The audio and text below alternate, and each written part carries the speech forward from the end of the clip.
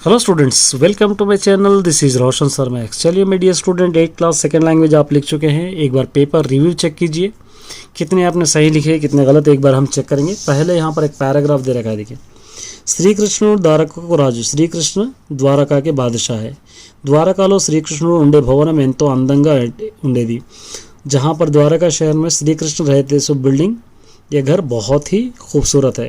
ఎత్తైన కోట గోడల మధ్య సముద్రం ఒడ్డున అందంగా బంగారు శిఖరాలతో మెరుస్తూ మేరువ పర్వతంలా ఉండేది। ఎత్తైన కోట, ऊंचा फोर्ट किला గోడలతో दीवारों से, समुद्रम ఒడ్డున समुद्र के किनारे अंदंगा खूबसूरत बंगारू शिखरालतो सोने की वरख से మెరుస్తున్న మేరు పర్వతంలో చమక్తే हुए पहाड़ की तरह था। శ్రీకృష్ణుడి ఇంట్లో ఎప్పుడు చదువుకున్న వాళ్లకు బుద్ధిమంతులకు మర్యాదలు జరిగేవాది।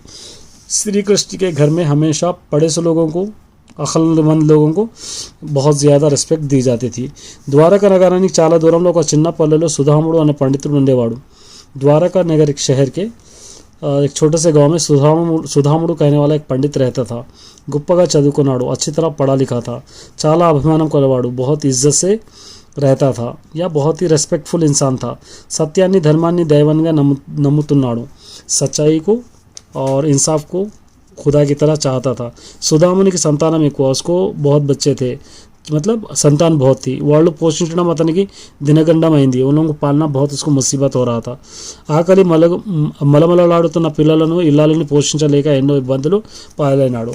भूख से बिलबिला रहे अपने बच्चों को, अपने घरवाले को पालना बहुत ही मुसीबत हो गई थी। देखिए, ద్వారకా నగరం ఎలా ఉంది, ద్వారకా शहर किस तरह है, ఎలా ఉంది, ద్వారకా शहर किस तरह था। यहाँ पर आपको यहाँ पे ద్వారకా ఉండే భవనం ఎంతో ఎత్తైన కోట సముద్రం ఉండే శిఖరాలతో మెరుస్తూ ఉండే। तो इसका आंसर आप यहाँ से लिखते हैं। देखिए, यहाँ से आपको लिख सकते हैं, यहाँ तक ఉండేది। శ్రీకృష్ణ ఇంటో ఎవరికి మర్యాద, శ్రీకృష్ణ के घर में किसको बहुत ज़्यादा రెస్పెక్ట్ होती थी, यहाँ पे చదువుకున్న వారికి, బుద్ధిమంతులకు। इस तरह సుధాముడు వేటిని నమ్ముకున్నాడు, సుధాముడు किसको ज़्यादा चाहता था, సత్యాన్ని ధర్మాన్ని। यहाँ पे थर्ड वाला ये సుధాముడు ఎక్కడ ఉండేవాడు, సుధాముడు कहाँ पर रहता था, यहाँ पर చిన్న పల్లెలో, यहाँ पर छोटे से गांव में। సుధాముడు ఎందుకు ఇబ్బంది పడాడు, इसको बहुत ज़्यादा मुसीबत क्यों होती थी, यहाँ पे సుధాముడు की संतान में को यहाँ से यहाँ तक आप लिख सकते हैं। यहाँ पर आप इसका भाव या इसका भाव आप लिख लेना है, ये आपको अपने लेसन्स में मिल जाएगा, आप लिख लीजिए।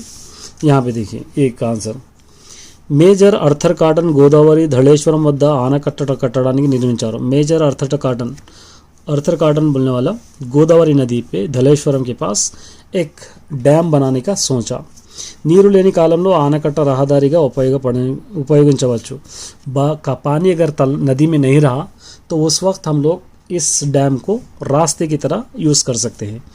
గోదావరి ఆనకట్ట నిర్మాణం పనులు 1847 अप्रैल ప్రారంభమయ్యాయి। इस नदी पे डैम बनाने का काम 1847 अप्रैल को स्टार्ट हुआ। धलेश्वर वद्द ద్వారాల వరకు పని పూర్తయింది। ధలేశ్వరం के पास रास्ते तक काम कंप्लीट हुआ। जून నెలలో గోదావరికి వరద వచ్చి పనులు ఆగిపోయాయి। जून के महीने में गोदावरी में तूफान आया था, जिसकी वजह से काम रुक गया। అప్పుడే కాటన్ ఆరోగ్యం దెబ్బతిన్నది। तभी इसकी काटन बोलने वाले की तबीयत ख़राब हो गई। ఆయన సెలవుపై ఆస్ట్రేలియా వెళ్ళిపోయాడు। छुट्टी पर ఆస్ట్రేలియా को चले गए। తర్వాత నిర్మాణ పనుల బాధ్యత చార్లెస్ అలెగ్జాండర్ को అప్పగించాడు। फिर वो डैम बनाने का जिम्मेदारी రెస్పాన్సిబిలిటీ చార్లెస్ అలెగ్జాండర్ को दिए गए। కానీ ఆయన కాలంలో కూడా వరదలు రావడంతో కట్టడం దెబ్బతిన్నది। लेकिन उनके वक्त भी बहुत ज़्यादा तूफान आने की वजह से काम रुक गया। సెలవులపై వెళ్ళిన కాటన్ తిరిగి వచ్చి 1850 जुलाई పనులు చేరాడు। छुट्टियों पे गए वाले काटन 1850 जुलाई को वापस आकर फिर अपने काम को शुरू करा। ఎన్నో ఆటంకాలను ఎదుర్కొని చివరకు 1852 మార్చి 31 నాటికి గోదావరి ఆనకట్ట నిర్మించారు। बहुत सारे मुसीबतें, बहुत सारे परेशानियां आने के बावजूद भी 1852 में 31 मार्च 31 को गोदावरी के ऊपर वो डैम बनाना कंप्लीट हुआ। గోదావరి ఆనకట్ట నిర్మాణం ఎప్పటికి పూర్తయింది, గోదావరి ఆనకట్ట बनाना कब कंप्लीट हुआ। गोदावरी आनकट्टा यहाँ पर आपको यहाँ से लिखना है, फर्स्ट यहाँ से यहाँ तक।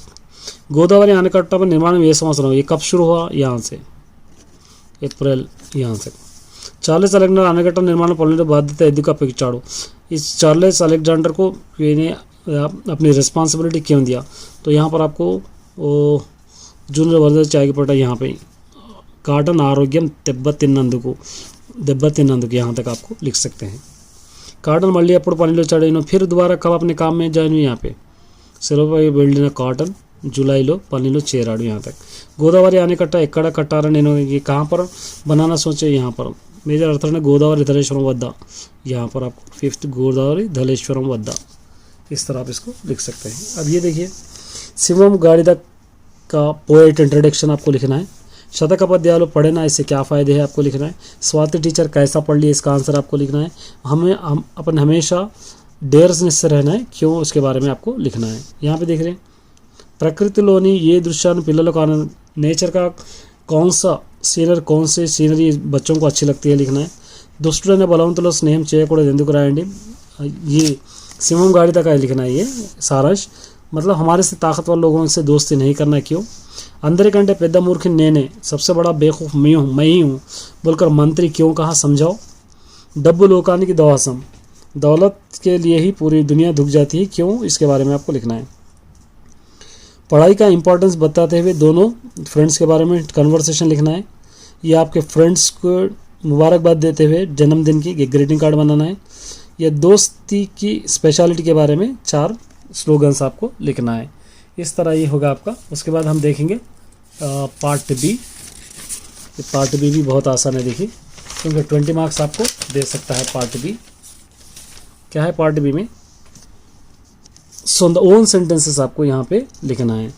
सहनम नेनु सबर से सहनम तो చదువుతాను मैं बहुत ही सब्र से पढ़ता हूँ। इष्टम पसंद नाकु गुलाबी अंटे इष्टम मुझको गुलाब का फूल बहुत पसंद है। अब यहाँ से देखिए इल्लाली चदवी इंटिकी वेलू घरवाली की पढ़ाई घर की रोशनी इसका मीनिंग लिखना है। इल्लाली मतलब गृहिणी ए। शरीरक वैकल्यम करना मानसिक वैकल्यम चाला प्रमादम क्या बोल रहा है यहाँ पे बॉडी हैंडीकैप होने से दिमाग हैंडीकैप हुआ तो बहुत डेंजर। वैकल्यम माने लोपम बी। नेटी बालले भावी पौरुलो आने वाले आज के चिल्ड्रंस टुमारो सिटीजन्स कहते हैं सी। इसका मीनिंग आपको लिखना है। गांधीजी पेरू चरित्रలో చిరస్థాయిగా నిలిచిపోతుంది। गांधीजी का नाम हिस्ट्री में हमेशा के लिए रह जाता है बी। वृक्षम पदानी की पर्याय पदम वृक्षम का पर्याय पदमु मतलब झाड़ को कहते हैं। చెట్టు తరువు हम कहते हैं ए। गौरव सम्मानम पर्याय पद गौरव सम्मानम सत्कारम बी। अम्मा सहायम చేసింది माँ हमारी दोस्ती सहायम माने माँ हमारी मदद करिए सायम बी। पुस्तकम పొత్తం ए विकृति आपको लिखना है। सीता సొంతంగా కథలు రాసి सीता उनसे कहानी लिखिए ये कौन सा है। सीता नामवाचकम है बी। पार्ट्स ऑफ स्पीच पहचानना है। पिल्लल अंदर కలిసి పాట పాడారు बच्चे सब मिलके गाने गाए यहाँ पे क्रिया वो पहचानना है పాడారు डी। आकाशम नल्లని మబ్బులతో నిండింది आसमान पूरा काले बादल से भर गया विशेषणम नल्లని यहाँ पे नल्లని बी। కింది వాటిలో सर्वनामम पहचानना है इसके अंदर अतड़ु सर्वनामम। का నుండి कार रवती वరకు क्या कहते हैं इसको हल्लुलु कहते हैं बी। क्రింది వాడు उभय अक्षरालु का ख ये उभय अक्षरालु सी। अदम तोल अखिल अनिल इसके अंदर स्त्रीलिंगम पहचानना है अनिता स्त्रीलिंगम है इसके अंदर। यहाँ पे देखिए पुल्लिंगम पहचानना है पुल्लिंगम कमलाकर डी। इसमें नपुंसकलिंगम पुस्तकम बुक ये। पिल्ललु इंटिकी वच्चारू सी। इस तरह आप लिख सकते हैं। All the best.